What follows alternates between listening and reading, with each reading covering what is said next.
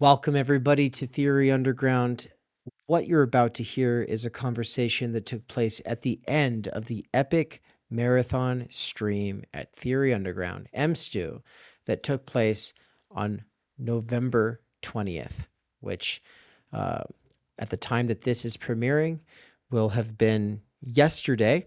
I'm recording this right afterwards, just to say that the stream was over 11 hours and 54 minutes, which is what currently is shown right here. If you look at the Epic Marathon Streams at Theory Underground playlist, you see that it says 11 hours and 54 minutes. Well, yeah, there's always this point after which the recording stops on the side of YouTube. YouTube just says, no, we won't take up server space with anything over that length. And fair enough. But don't worry, I recorded it. And that's what you're about to hear. It's the reflection on the conversation with Haz al-Din of Infrared. Well, for those who don't know, he is the sort of father of mega communism. He is the chair of the American Communist Party. He's like into Trump, but also China and communism, right? What? Well, if you're interested in how that conversation went and the kinds of stuff that we got into, this, well, then you'll just have to go watch this on your own. And I do recommend watching this before listening to this episode, which is myself and Mikey and Nance with Benjamin Studebaker talking about our thoughts in closing out the November EMSTU. And with that, we'll get straight to it. Enjoy.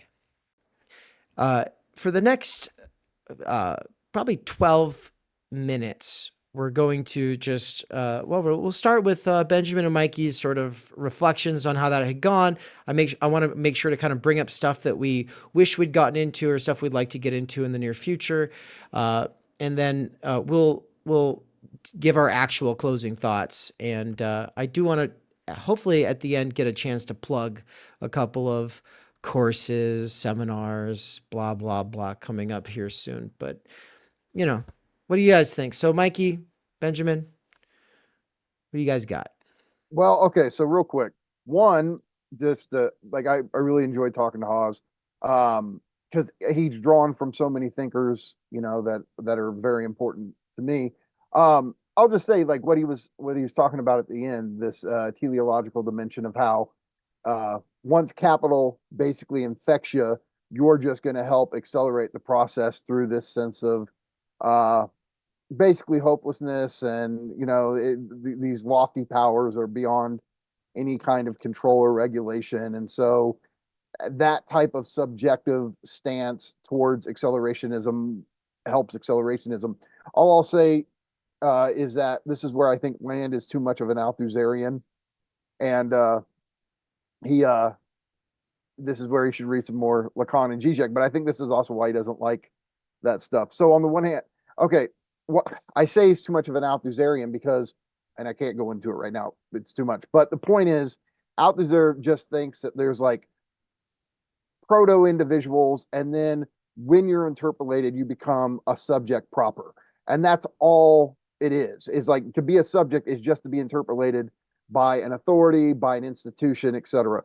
So in this weird Landian kind of way, capital, by infecting us, it in a sense interpolates us. It makes us into the type of beings that help accelerate itself.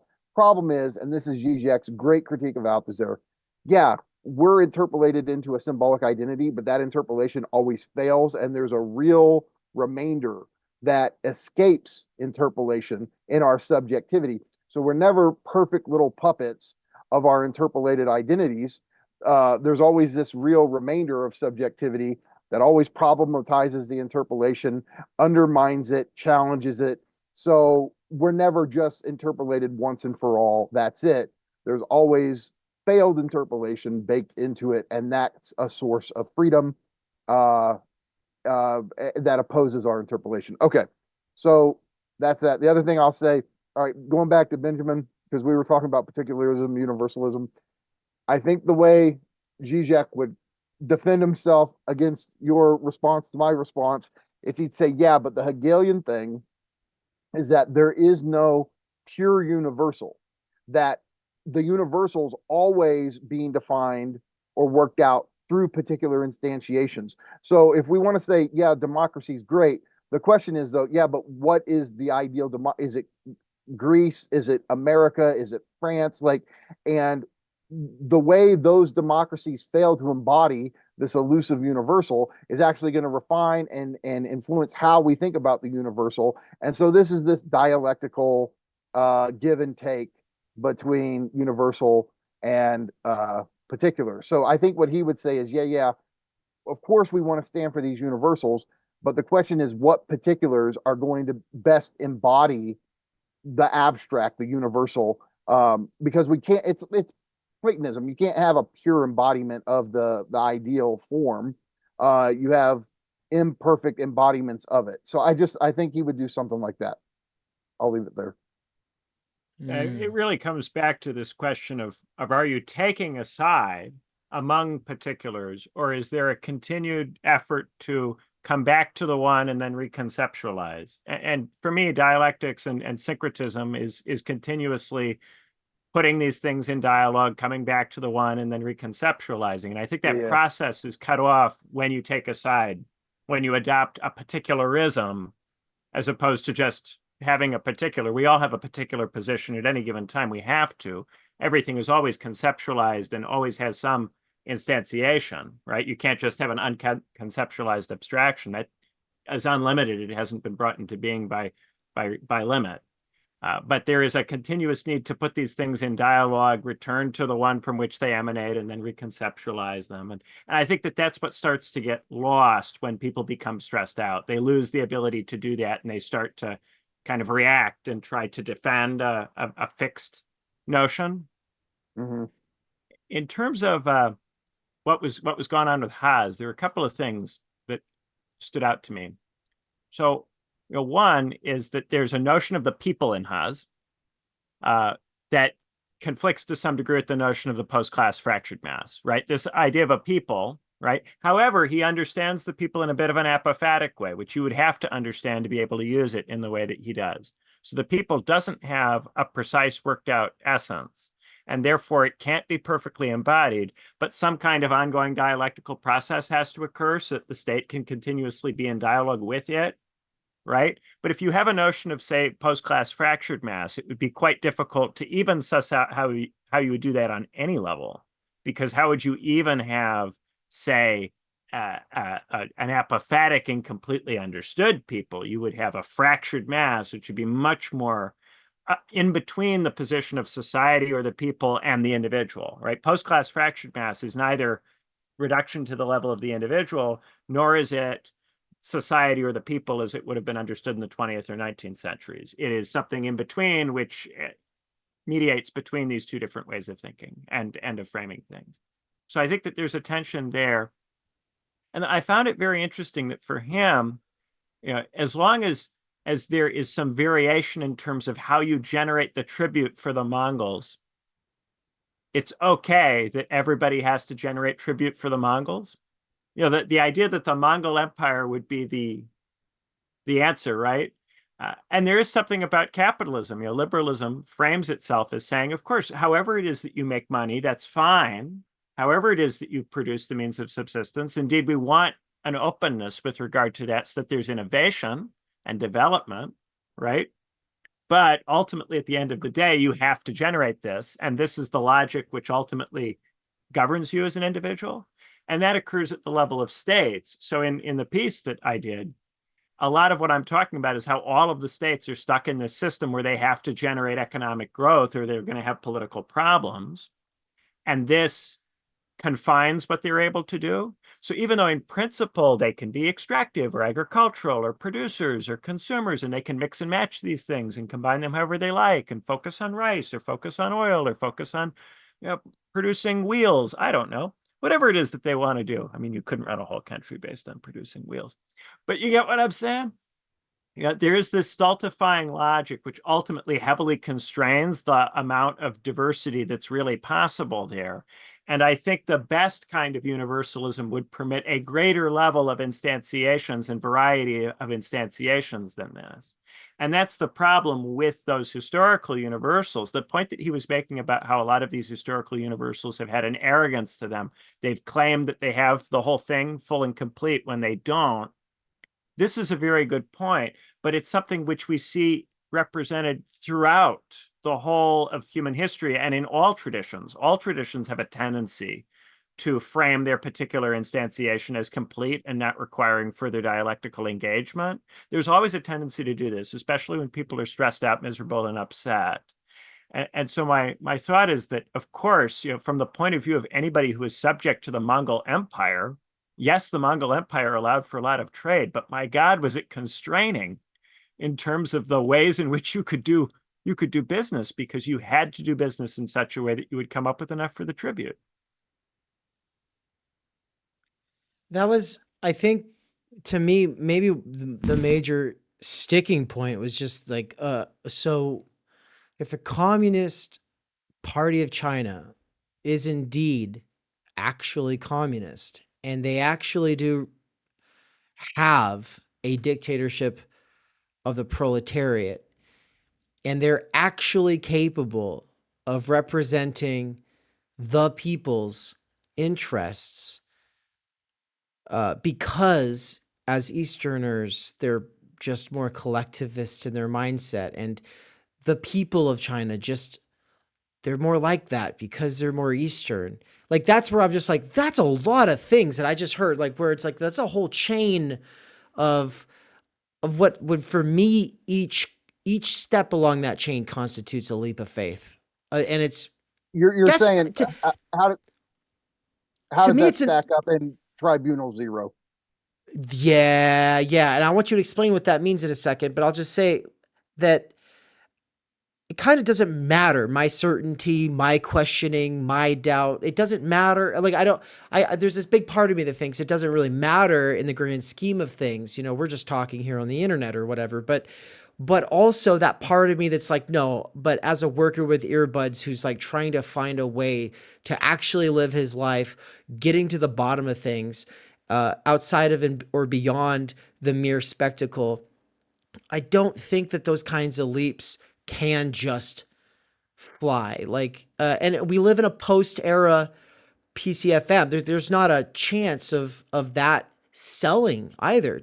Most of the world do not want to become Chinese, and the chances are I know, I've already watched videos of Chinese, middle-class Chinese people coming through the border, while here in the US, it's like, there's a long, it's a constant trickle of people like paying all of their life savings so that they can come here. And I don't think it works the other way around outside of Nick Land and, Georg Moeller of Carefree Wandering. Those are the only two people I can think of who are like, let's go to China instead. And the fact is they're smarter than most people on the planet. So maybe they're onto something. I'm not against that, but it's the list of things that are, that you would have to believe to accept that is that's real communism, and that's good, and that's the way forward.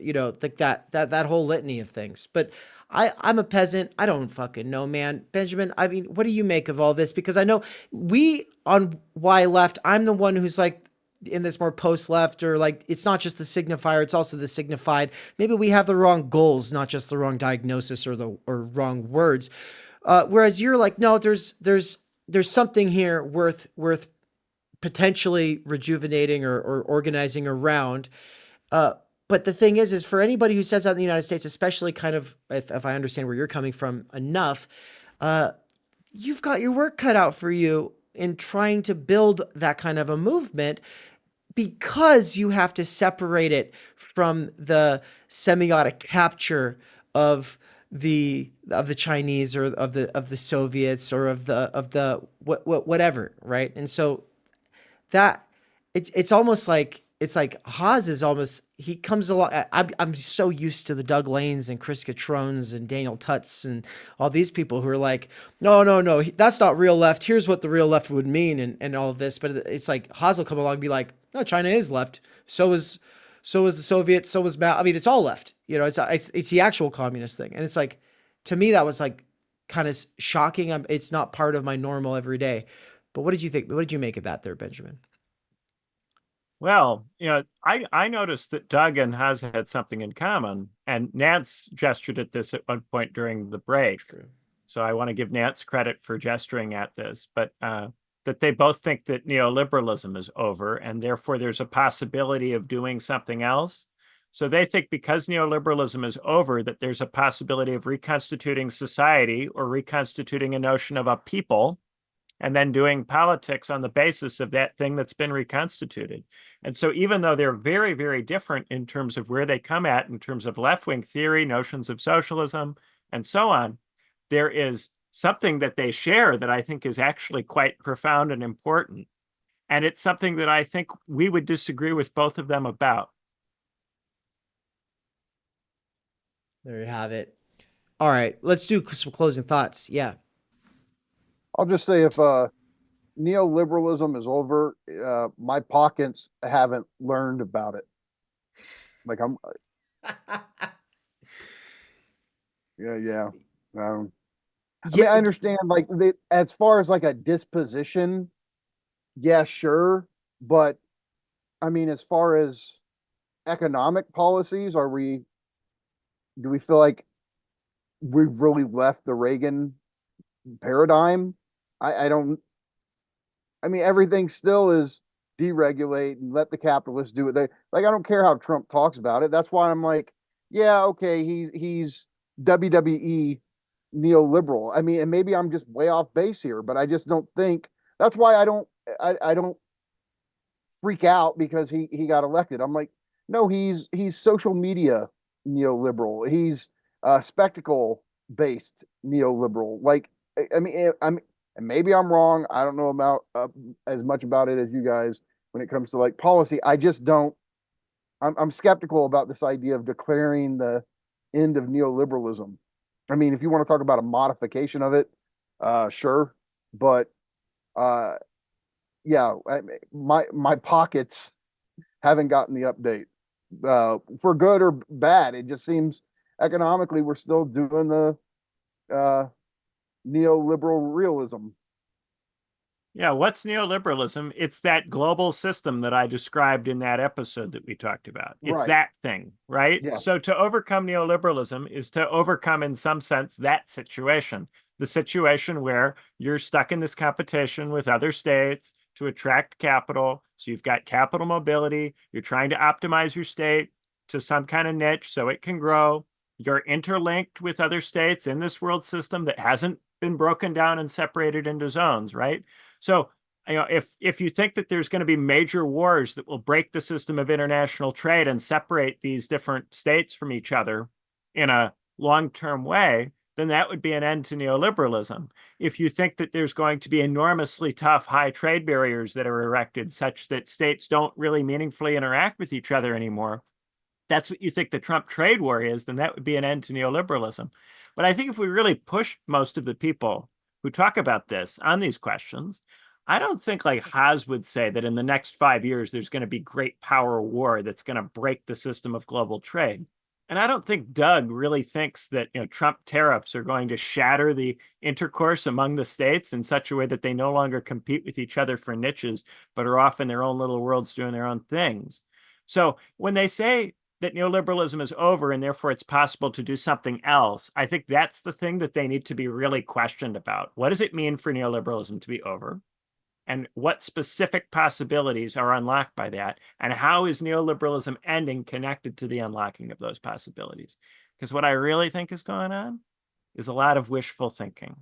People wanting it to be possible that they don't have to tarry with the constraints of the system, and therefore wanting it to be the case that the system is always already breaking up or has broken up, which wouldn't really be an advance on the theory of the 90s, which was Gen X theory about how somehow these particulars are still important, even after the fall of the Second World System.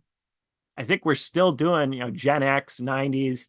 Oh, but there's difference theory in the face of a capitalist world system that is heavily integrated, and if anything, more heavily integrated than it was 30 years ago. It just makes me feel like a couple of years ago, I heard like Matthew Flissfader, like one of the Lacanian Žižekian guys, he talked about how, and I just in case I'm misattributing this, my bad, but I think it was Matthew who was talking about like we're beyond capitalist realism, and any of this talk, oh, we're post neoliberalism, oh, we're sorry, Mark Fisher, we're beyond capitalist. I just nothing about my life got the update. Like I'm still stuck living in what Mark Fisher was talking about. I'm still living in Reagan's paradigm. I just don't feel like anything has changed. And maybe part of it is like, well, do we just keep saying the same thing? Well, we need to have new content. We need to be talking about different. We can't just talk about Mark Fisher forever. We can't just talk about neoliberal. But I don't know. I feel like I'm stuck in the exact same place that I was 20 years ago, 15 years. Like, I don't know. So, I mean, it's just. And they did this in 2008, and they did this in 2001. They did this dance about, oh, now the era of globalization is over because now we have the global war on terror, and now we have the world of the terrorists supporting rogue states versus the West. And then in 2008, they did, oh, the global economic crisis. This means neoliberalism has to end. There has to be a new Bretton Woods or some other new kind of system. Even heads of government were saying this after 2008. Gordon Brown and some of these guys were saying, oh, there's got to be a new system. It didn't happen. And then there was that book that was written by Colin Crouch. I don't know if you guys remember it, The Strange Non-Death of Neoliberalism. It was about this fact that everybody said it was dead and then it wasn't. And then people like Andrew Gamble in 2013, 2014 said, well, it looks like the crisis is over because Barack Obama has been reelected. And David Cameron is perhaps on course to be elected to his own term in the UK. And that did happen, but it didn't mean that the crisis was over. It just also, people have expected it to terminate in one way or another. Either we have to go to a period where it's not in crisis, or we have to go to a post-it where we're beyond it. And what people, I think, are, chronic crisis is my thing. And I do think that this is the way it is. We are neither getting out of the crisis nor are we getting beyond the crisis. We just go deeper and deeper into it. Well, and it's like, what, like now, like, oh, Trump marks the end. Why? Because he trolls on Twitter, or he cuts WWE promos at his rallies on the libtard. Like that's what means we're outside of neoliberal. I will just throw in a quick thing, and that's earlier Maybe today.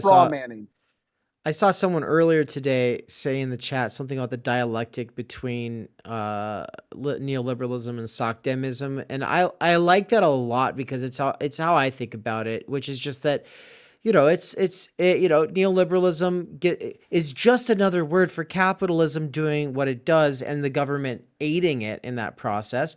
Whereas social democracy is a term for like, well, let's try some humane mitigation, so that capital can do what it does. Capitalism with a human face. Yeah. And so the dialectic between those two things, I do see how an alignment or a realignment would be possible. Right. I could see that the Republicans, it seems like at this point that a Trump-like figure is more likely to get us a Medicare for all. Like I even if that's not true, at the basic level, the point is like, yeah, well, Trump's like this pro-choice guy who's always been a Democrat, and now he's like filling up the Republican ranks with like, trans people and homosexuals, like just, it's not the Republican Party you would have imagined. Whereas the Democrats have become the neoliberal party, like the anti-public, anti-populist party, the actual just like, look, the stupid workers, and oh my God, these idiot Latinos, and like this is, or this, see, look, the American people is so white, so male, so this, so it's like, okay, I get it. A lot of Democrats in my life and lovely people, they're not going to agree with any of that, but this at the level of like what it's easier to imagine. Yeah, it's easier to imagine some like Trump just going, oh, people like that? fuck, I'll do it better than Bernie would have. Like, you can imagine why someone would go there.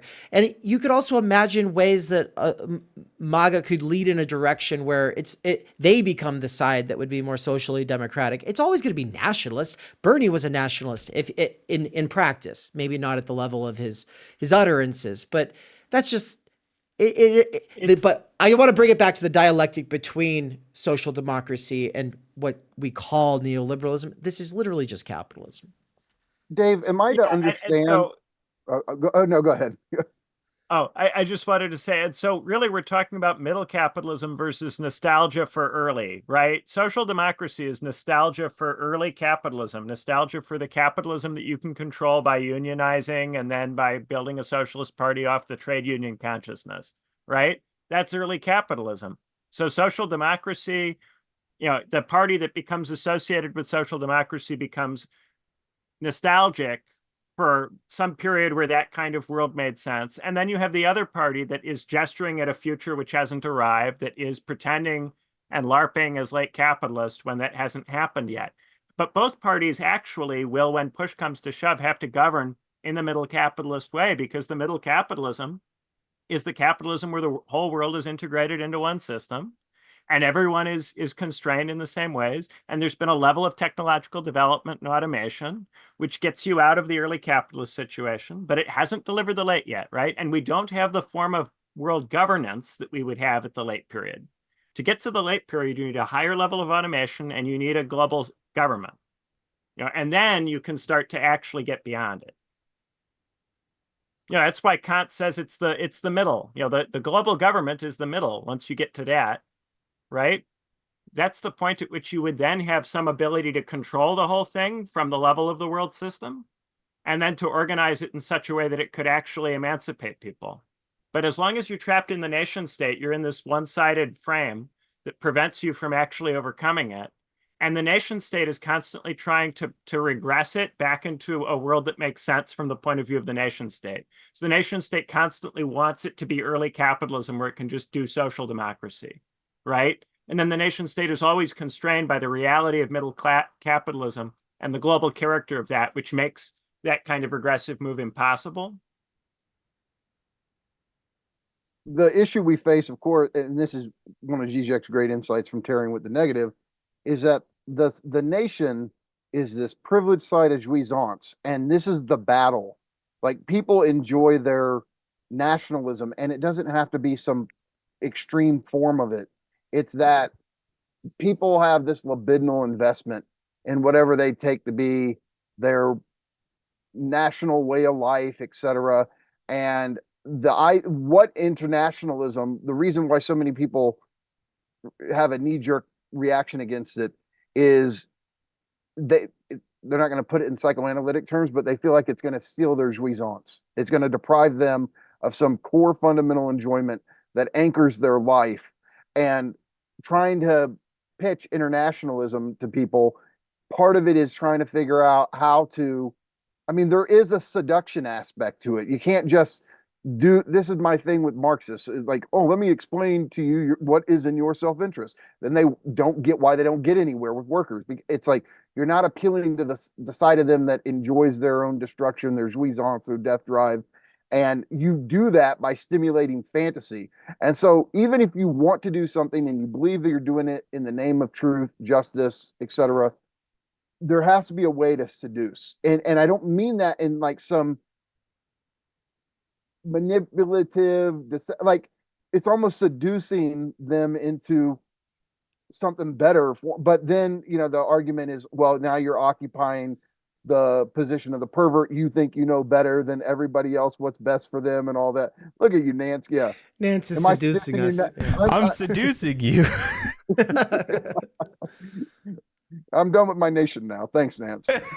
No, I'm just saying that's, I'm not saying it can't be done. I'm just saying this is a big obstacle to any kind of international coalition, is that it's this fear of, you're going to steal whatever jouissance I get from my culture.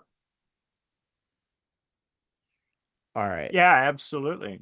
We could go on a long time about that particular point. I could talk about that for a while. Yeah. I That'd I be a would good like discussion I would sometime. like to bring you two back together again. I think this might be the first time Mikey and Benjamin have actually gotten to hang out on I think stream. so, yeah. Isn't that crazy? All this that is time. crazy. Yeah, it is weird. We But went way over. You said 12 minutes. I know. I Yeah, kept we've doing been that with flagrantly Haas too. violating your advice. Right. Well, this is what happened. The stream is now at 12 hours, and that means that everything that happened past the 11-minute and 42, the 11 hour and 42-minute point gets cut off, meaning that people who are watching this, they get cut off on somebody's random sentence, 18 minutes ago. So with that said, we will close this out. I will, what I'm going to do though is post this part of it tomorrow to the channel so people can just see this. So hello, people who are watching this tomorrow. You're seeing this like within 24 hours of, when the actual EMSTU happened. And of course, the rest of the EMSTU, you can go watch it yourself. But we are doing closing statements at this point. And so I wanted to make sure Nance has his man, you're off the leash here. You can do whatever you like. If you take 3 hours to filibuster, we're all committed. If We're all I disappear, committed. it's because I'm going and watching Reservoir Dogs. So you've got 10 minutes. Man. No, I think I will be quick. Or maybe I won't. No, I think look, I love doing these EMSTUs. Last month we didn't do an EMSTU because we did an EMSTUer con. So we actually wound up kind of doing the stream while we were doing the conference up in Boise. And Benjamin, it was great to be in the same building with you in Boise. And here we are right back at it again. Mikey, I'm glad you were able to join us for as long as you have tonight. It's kind of hit or miss for when you're able to join and when you're having to work. So it's good. I feel like it's a great outing for all of us. We came back and I think we swung for the fences and we hit a grand slam even. There were a lot of threads that came up throughout the day. Accelerationism is one I didn't necessarily expect.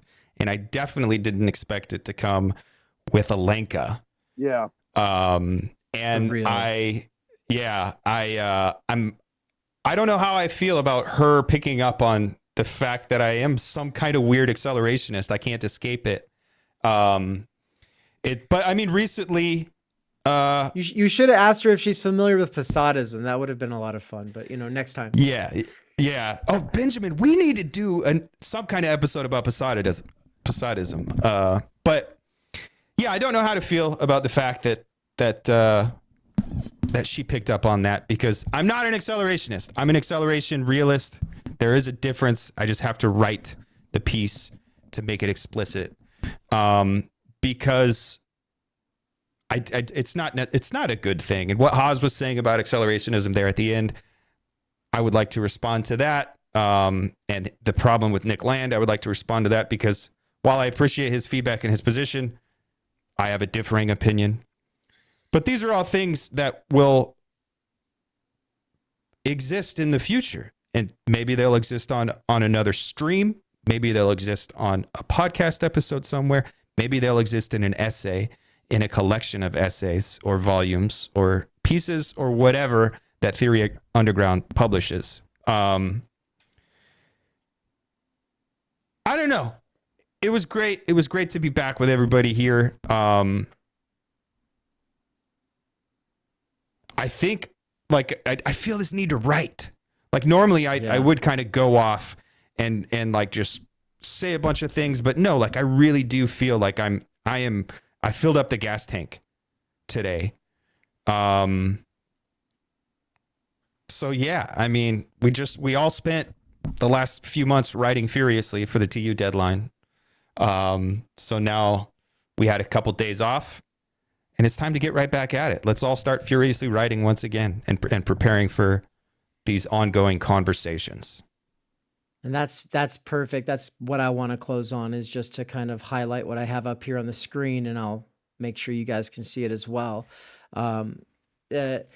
writing. At the end of the day, Theory Underground is not a YouTube or a podcast. The only reason we do Why Left podcast, Benjamin and I, in the first place, is because we're bringing people into theory from political burnout. And the whole point is to funnel people into real classes, real deep dives, real introductions, and so, assuming some folks here have never heard about all this before, I'm just going to go ahead and just say a few things. Like Michael Downs here with us right now. He taught Introduction to Žižek and he taught Introduction to Nick Land. Both are very short courses, but he also taught For They Know Not What They Do, right?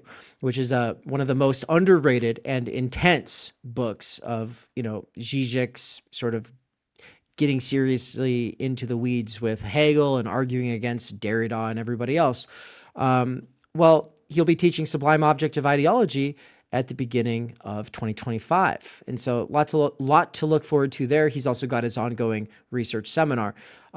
The Idea of a University and the Professional and Managerial Class Consciousness and Ideology course are a couple of the short courses that I taught, Critical Media Theory, but also the ongoing research seminar and that I'm leading, that I do it with Anne, my wife. I do it with other advanced students who will do guest lectures on the critique of bureaucracy or of therapy and psychiatry or of et cetera, et cetera, et cetera.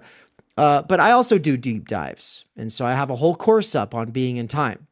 And I guarantee you, nobody has taken the interpretive threads that I have through that text and they haven't read it as many times as I have. And so, not saying I've mastered it, but I'm at the point now where it's like, yeah, I felt like we can get into the course. We can actually do it. And so for those of you who are getting excited about the concept of Befindlichkeit and this idea of Befindlichkeit gerrymandering, there is a whole course, but for the next year, for 2025, I will be doing sort of introductions to some of intro level and deep dive courses that have already taken place at TU throughout the course of my seminar. And the other big theme will be socioanalysis. And so subscribers to my seminar have access to these lectures I'm doing at the university to freshmen who've never heard of sociology or never really thought of it anyway, as well as like these deep dives in much longer courses. So I have this whole critique of crude materialism, which is actually, funnily enough, I think something that Haas would probably understand because he gets memes, right? And at the end of the day, the Protestant ethic, this is Weber's point, it didn't just come out of like the most industrial part of Europe or something like that. No, it comes out of like a religious settlement where there's this guy named Benjamin Franklin, and it's very much like a religious sort of meme, kind of calcifying in reference to not an actually existing capitalism there at the time. Capitalism wasn't even really there yet, right? And so in that sense, ideas matter and we can get out ahead of ourselves. In fact, we always already are. That's sort of the Heideggerian point. And so for me, the question is if we are already always out ahead of ourselves, well, then how do we do something about it? And part of the answer, outside of just understanding the post-class fractured mass and Timenergy and legitimacy, as Studebaker will be getting into with everything that he'll be doing, part of it is this thing called socioanalysis. And it's not psychoanalysis, but it is in relation to psychoanalysis, and it's coming mostly from Bourdieu. And I've been doing this sort of like Bourdieu with reservations for the last several months, but I'm about to just say, you know what, no more reservations. I'm just going to kind of dive in the deep end, and that's a perfect setup for Mikey's upcoming Intro to Baudrillard course, which is coming in June or July or August. I don't know, but it's 2025. It's June. Yeah. Anyway, so if all of that sounds exciting to you, then make sure to watch the PSA that we're going to roll here at the end. We're going to come back on Friday and talk a lot more here on the next stream about the current situation with what calls itself the left in the United States, with Sam Cedar and David Pakman losing so many subscribers and people burning out and looking for something else. And we'll talk about my burnout and how it led to me starting Theory Underground and why it's it's kind of just like a sort of poetic justice that all this time later, here's Benjamin Studebaker ready to give me the kind of crash course in political philosophy that I wanted all along. And yeah, if you get involved, then you can write anthologies, or sorry, pieces that can get submitted into our anthologies. And what you see up here is the first glimpse I'm showing of the 4 major anthologies coming from Theory Underground. We're publishing these in 2025.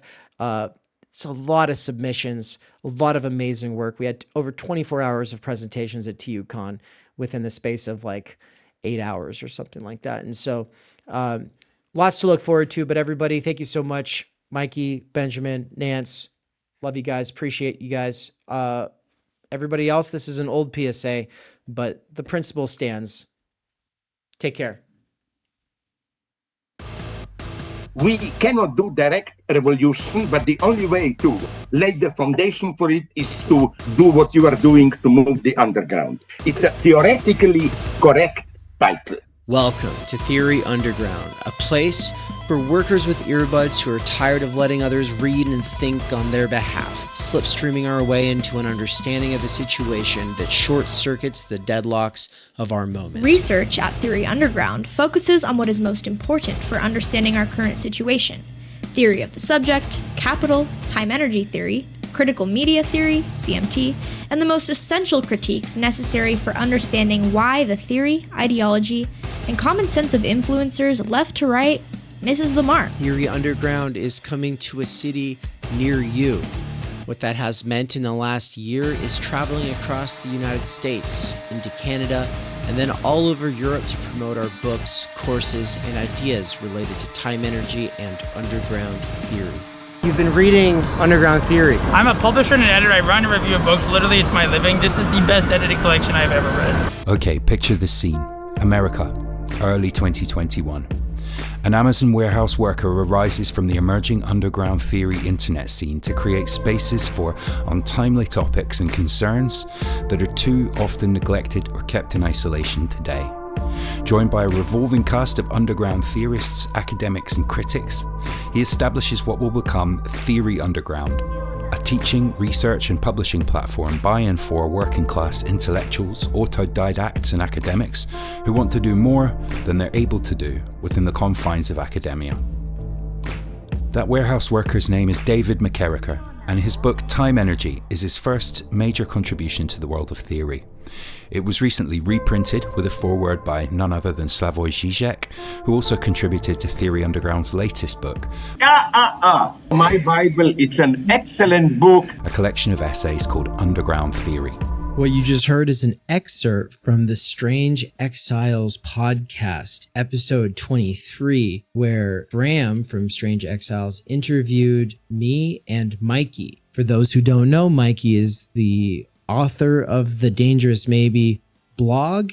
We are publishing one of his books here shortly at Theory Underground.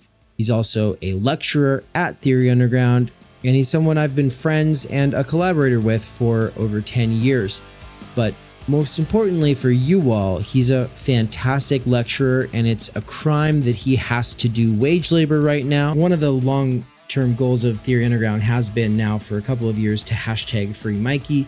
That is something that I've been really pushing, but first I had to get freed from wage labor, which was achieved this year. That's right. Thanks to my monthly seminar subscribers, I was able to quit Amazon and do Theory Underground full time.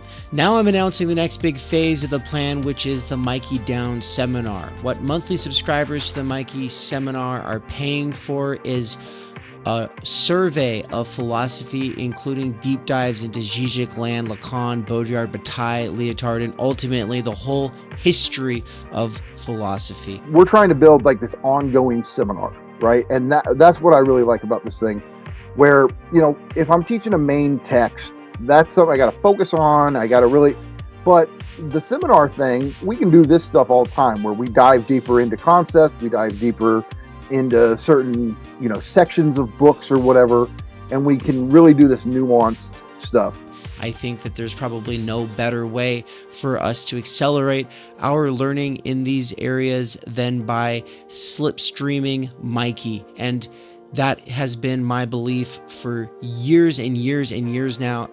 It's official. You're able to help out. You're able to get involved. You're able to benefit directly from liberating him from wage labor. Get on it right now. Do it. Just go. Stop what you're doing. Go click the button, subscribe. This is what you do. Subscribe to him. If you're already signed up for the ongoing Theory Underground seminars, then that's the ones that I do with my wife, Anne.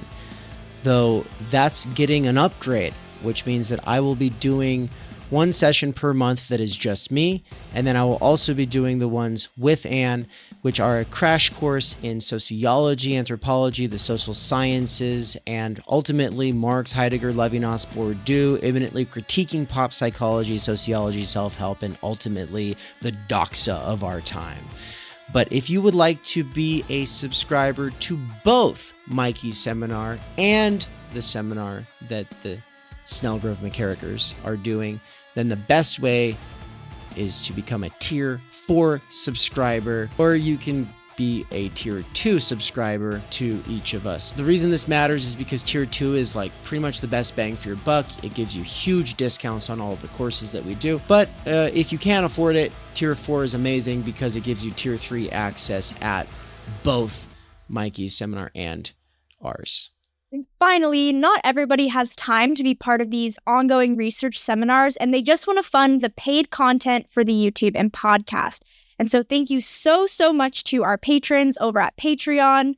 They're the ones funding all the free stuff. So big thank you to Bert, Marilyn, Carl, Sahil, Zozandra, Nikolai, Darian, Tyler, and Mandeep, and all the other wonderful patron people.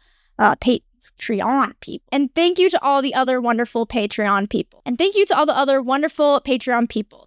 much to all of you patrons, and also to the special subscribers and the paying subscribers. Oh my god, it's just so awkward. Thank you, Patreon. Patrons. Thank you. Oh, okay. And to all the other wonderful patrons. Thank you so much, all you patrons. And also a special thanks to the subscribers on the YouTube side, as well as the paying subscribers over at Substack. Why can't we do this? Fuck. You guys, Please. just thank you. Thank you, everyone, for making this bullshit possible. Thank you to the subscribers. You do it. You did so good. Thanks, guys.